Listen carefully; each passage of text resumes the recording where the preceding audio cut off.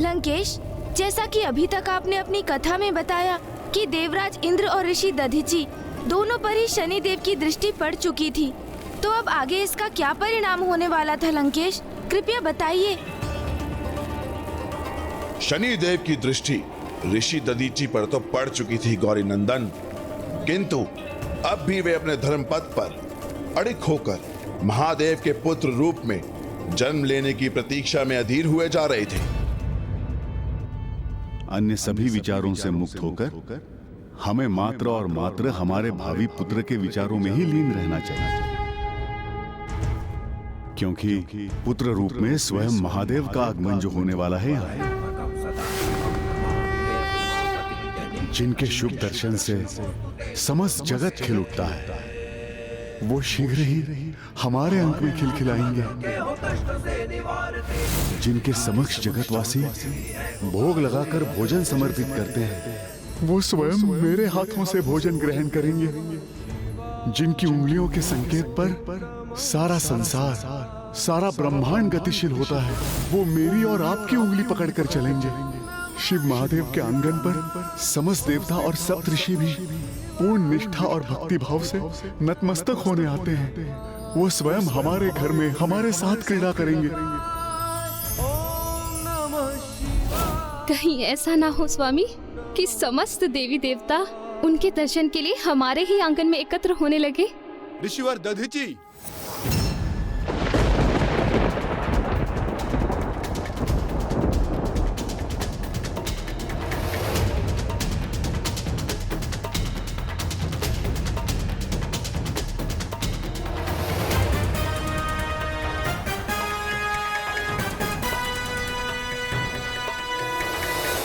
प्रणाम ऋषिवर। प्रणाम ऋषिवर। प्रणाम माता। प्रणाम। प्रणाम। आप सब ऐसी निस्तेज अवस्था में? क्या आप सभी पर किसी महासंकट की छाया छाई हुई है? हाँ ऋषिवर, हम पर अत्यंत बड़ा संकट छाया है। दुर्भाग्यवश उन दुष्ट असुरों ने हमसे हमारा स्वर्ग पर से स्वामित्व भी छीन लिया। अब वो हमारे अस्त्रों को प्राप्त करना चाहते हैं, और हमारे दिव्य अस्त्र अनुचित हाथों में कदापि नहीं जाने चाहिए, क्योंकि वो असुर राज विध्वंसक हमारे अस्त्रों की शक्ति को स्वयं में समाहित कर अपराजय हो जाएगा, और हम शक्ति विहीन होकर स्वर्ग पर पुनः अपना आधिपत्य कभी भी स्थापित नहीं कर सकेंगे।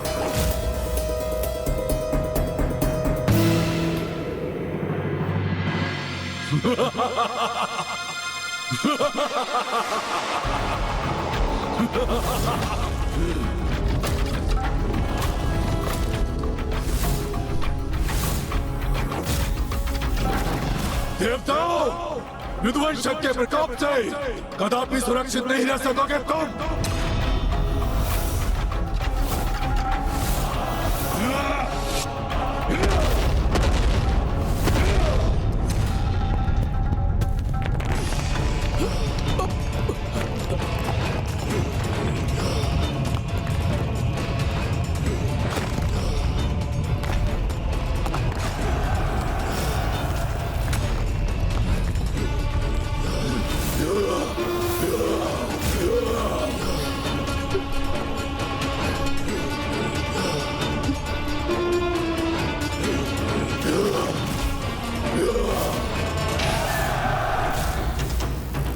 आप चिंता मत कीजिए देवी, यहाँ कोई अनिष्ट नहीं होगा। आप भीतर जाके स्वयं को शांत कीजिए। जब स्वयं शिव शंभु भोलेनाथ आपके गर्भ में है, स्वयं महादेव हमारे साथ हैं, तो फिर किस बात की चिंता? कैसा भय? मुझ शनिदेव को चुनौती दी थी ना आपने ऋषि दधीचि। अब मैं देखता हूं कि मेरी दृष्टि पड़ने के पश्चात भी आप कैसे संयमित रहते हैं। आप निश्चिंत रहिए, भीतर जाकर विश्राम कीजिए। प्रभु इच्छा से जो भी होगा उचित ही होगा। जाइए।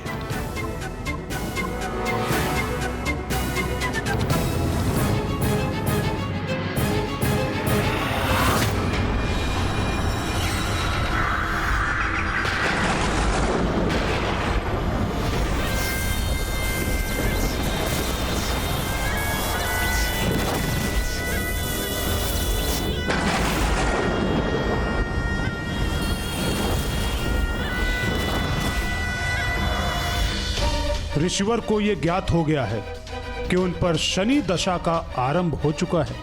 विपदा उनके सम्मुख मुख खोले खड़ी है,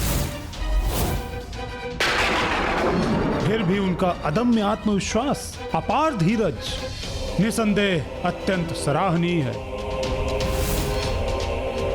अब देखना यह है ऋषिवर कि आप मेरी चुनौती का सामना करते समय अपने इस आत्मविश्वास को और धीरज को स्थिर रख पाते हैं अथवा नहीं।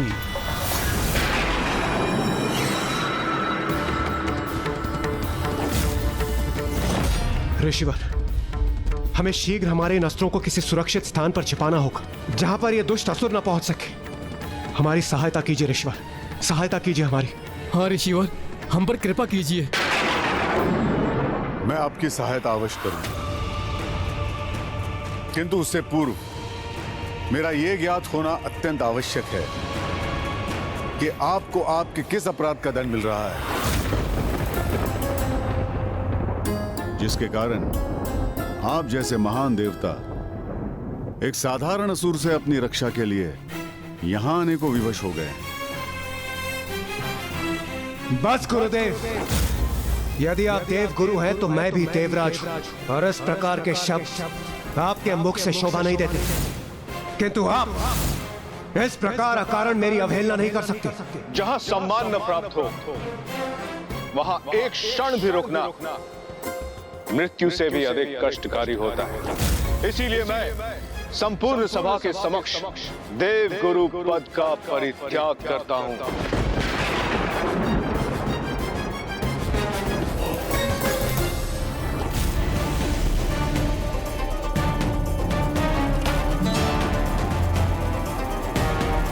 ये भवंडर तो और भी उग्र होता जा रहा है।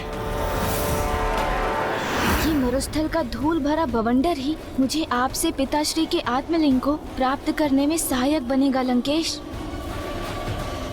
इसलिए तो मैंने इसे उत्पन्न किया है, किंतु बस अब इसे दिशा देना ही शेष है। लंकेश जी, मरुस्थल में बवंडर तो आते जाते रहते हैं, किंतु आप मुझे बताइए ना आगे क्या हुआ?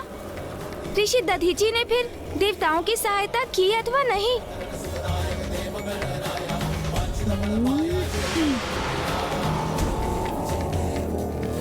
मुझे तो दृढ़ विश्वास है कि ऋषि दधीची को जब देवगुरु बृहस्पति के अपमान का ज्ञात हुआ होगा तो उन्होंने देवताओं की सहायता करने से अस्वीकार कर दिया होगा। नहीं, देवराज इंद्र अवश्य दोषी थे और उसका आभास ऋषि दधीची को हो चुका था, किंतु इस अवस्था में वो उनकी सहायता करने के लिए प्रस्तुत थे। ऋषिवर, कृपा कर बताएं, किस अवस्था में आप हमारा अनुरोध स्वीकार करेंगे? मैं आपका प्रत्येक आदेश मानने के लिए तैयार हूं। यहां अपने अस्त्र छोड़ने के उपरांत आप सब देवगुरु को सादर लौटा कर लाएंगे।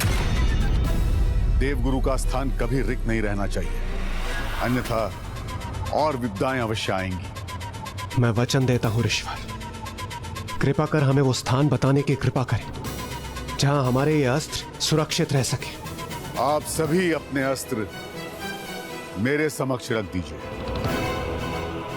दिवस हो अथवा रात्रि, चेतन अवस्था में रहूं या अवचेतन अवस्था में, मैं निरंतर अपने शरीर का ध्यान रख उसे सर्वथा सुरक्षित रखता हूं। इसीलिए आपके अस्त्रों की सुरक्षा के लिए यही उचित होगा कि मैं उन्हें अपने शरीर में समाहित करूं।